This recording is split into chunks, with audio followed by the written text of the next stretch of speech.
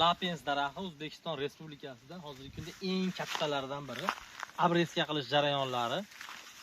Diqqat bilan e'tibor qilinglar, chunki bu o'zini chaynatadigan juda ham serhosil navlardan biri. Yaqindan ko'rsatasiz mana.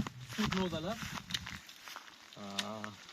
qator oralab terib tashlanadi. Sabab bu o'sgan sari yondan shoxni ko'platish kerak yo'q. Bularda shoxni ko'platish kerak emas, asosiy lider shoxga mevani olib tushish kerak bo'ladi. E'tibor berib ko'rasizlar. Mana uchki qismida videolarda ham qo'yganmiz. Bu yerda juda ham ko'p meva oladi. Shu sababli ham ikkitadan 3tadan kurtaga qo'yiladi. Mana bu hosili ko'p bo'ladi. Buni seriylatish juda ham qiyin.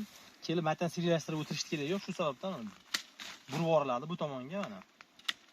5 ta ko'z qo'yiladi. Oxirgi nuqtaga 5 ta ko'z qo'yiladi. Sabab ikkitasi rivojlanish uchun, ikkitasi zapasga kelgusi yil uchun zapas shox berish uchun bo'ladi. Mana holati bitta shox, har bitta shox shu holatga keltiriladi. Mana yaqinroqdan ko'rsating mana. Struxlar polni terib olib tashlanadi. Ikkitadan 3tadan ko'z qo'yib oxirigacha. Mana bu nuqta mana e'tibor berib ko'ring. Mana shu joyda g'uch ko'pgina meva oladi. Shu sababdan burib yuboriladi. 5 ta ko'z qo'yiladi. Keyingi shox juda ham oson kechadi. Mana bu kesilgan holati mana 5 ta. Har bitta shoxdagi surf nodalar terib chiqilinadi. Bu ichki shoxlarda meva juda ham ko'p bo'ladi. Shu sababli bularni buramiz. Sabab daraxt yosh kattalashgan sari hosil yana ham ko'payadi. Kalibrga erishish, yirik kalibrga erishish qiyin bo'ladi. Shu sababli abreska orqali yirik kalibrga erishishga harakat qilamiz. Mana bu tomonda hosil juda ham ko'p, o'zi ko'rinib turibdi. Mana e'tibor berib ko'rasizlar. Do'ppidek qilib oladi. Pastda videolari qo'yilgan mana. Bu tomonga burib yuboriladi. 5 ta ko'z. Meva ham sifatli bo'ladi. O'sha ham meva juda ham sifatli va yirik bo'ladi. E'tibor berib ko'rishlaringiz mumkin. Har bitta shoxlar surf nodalardan tozalanib, yakka holatga keltirilyapti. Mehnatlarga like bosamiz, do'stlar.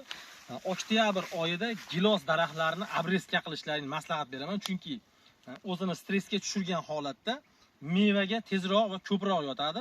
Faqat bu giloslar mevali giloslarga taalluqli bo'libgina qolmasdan, yangi gilos ekilgan giloslarga ham taalluqli. Sabab u 1 yoshda yoki 2 yoshda bo'lsa ham oktyabr oyida kessiz, u hosil kurtaklarini ko'proq chiqaradi. Bu juda ham kerakli bo'ladi. Oktyabr oyida kesishni maslahat beraman. Bizda abreska xizmatlari ham bor. Pastda nomer qoldiramiz, aloqaga chiqaverasizlar. Abreska davri oktyabr oyidan noyabrda 5-sigacha boshlanadi do'stlar. Video manfaatli bo'lgan bo'lsa, like bosamiz. Kelaverasizlar. Lapens daraxtini abreskasini boshlaganmiz. Mana bu bitta daraxtni ham, bitta shoxni ham qilib bering aka, ko'ray. Qancha shox? Mana bitta shoxni egib tushuntiringlar, o'sha bittani ana. Tushunarli bo'ladi, ko'pchilik ekkanda. Mana ko'rasizlar, mana. Bu yonidan bolalagan, endi bu katta daraxt hisoblanadi. Bu yerda hosil ko'p bo'lib ketadi. Shu sababli biz hosilni tanaga olib tushamiz. Sifatli va yirik hosil olish uchun aynan shu ish kerak bo'ladi. Mana bu yerda hosil juda ham ko'p. Yaqinroqdan ko'rsating, mana hosil kurtalar. Bu juda ham o'zini chaynatgani uchun hosil ko'p bo'ladi. Mana buramiz 5 ta. Buni bu yerdan 5 ta ko'z qo'yib kesishimizdan maqsad bu agar tek qo'ysa bu tomonga yo'nalib ketadi. 5 ta ko'z qo'yamiz. Bu yerdan chiqqan shox yana to'g'riga yoki bu yerda yana to'g'riga yo'naltirish mumkin bo'ladi. Video manfaatli bo'lgan bo'lsa like bosamiz. Mana shu bitta shoxda bizga aytaylik 3 kilo olsa yetadi. 2 kilo olsa ham yetadi. Chunki bunaqa shoxdan bu daraxtda yana 20 ta turibdi. Ko'rishlaringiz mumkin mana.